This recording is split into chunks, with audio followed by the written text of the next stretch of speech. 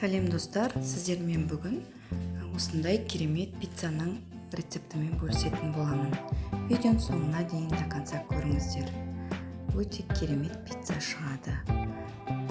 Бұл үшін бізге мынадай ингредиенттер қажет болады. Яғни барлығын мен описаниеде толық көрсетіп өтетін боламын. Міндетті түрде көріп танысыңыздар. Дайын болған қамырымызды алып, жан-жағын осылай қолмен жайып шығатын боламын. Яғни пиццаның формасын келтіру үшін осылай қолмен жайып шығамын. Егер сіздерде қолмен жайғыларыңыз келмесе, онда оқтаудың көмегімен біркелкі етіп жайып шықсаңыз болады. Мен енді міне осылай жасап алдым. Шет жағын кішкене жоғары көтеріңкі болды, яғни бортикке жасап алдым. Енді дайын қамырымды листке орналастыратын боламын.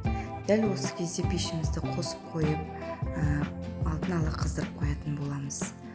Пиццаны жалпы өте жоғарғы отта, максималды отта пісіріп алады. Міне дайын қамырым осындай болды. Диаметрі 30 см пицца шығатын болады. Енді бізге қажетті ингредиенттер осы видеода көрсетілгендей заттарымызды дайындап алатын боламыз. Алдымен соусымызды дайындаймыз. Ол үшін майонез бен кетчупты араластырып, біркелкі етіп араластырып, қамырымыздың бетіне жағатын боламыз. Барлық жеріне біркелкі етіп жағу керек. Пиццамыз ылғалды, яғни құрғақ болмай, өте дәмді болып шығатын болады. Міндетті түрде барлық жеріне жағып шығыңыздар. Сол кезде пиццаңыз өте керемет шығатын болады.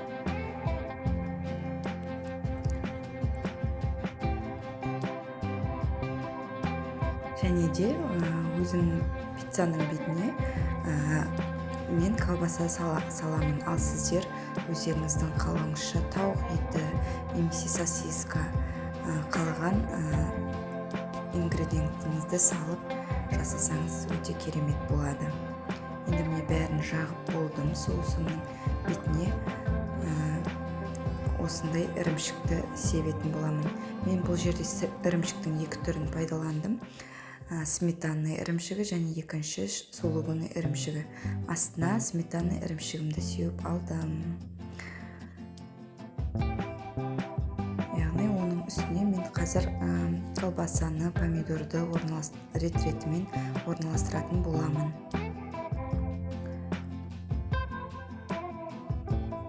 Міне осылай қойып шықтым.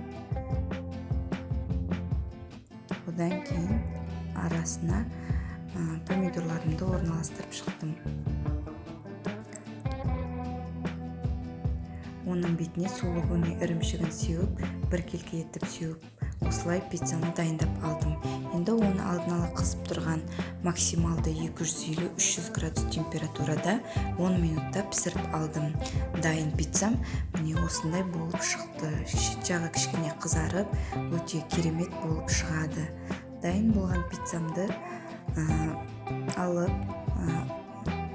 барлығын бірдей бөліктерге бөліп алу үшін тақтайдың үстіне орналастырамын.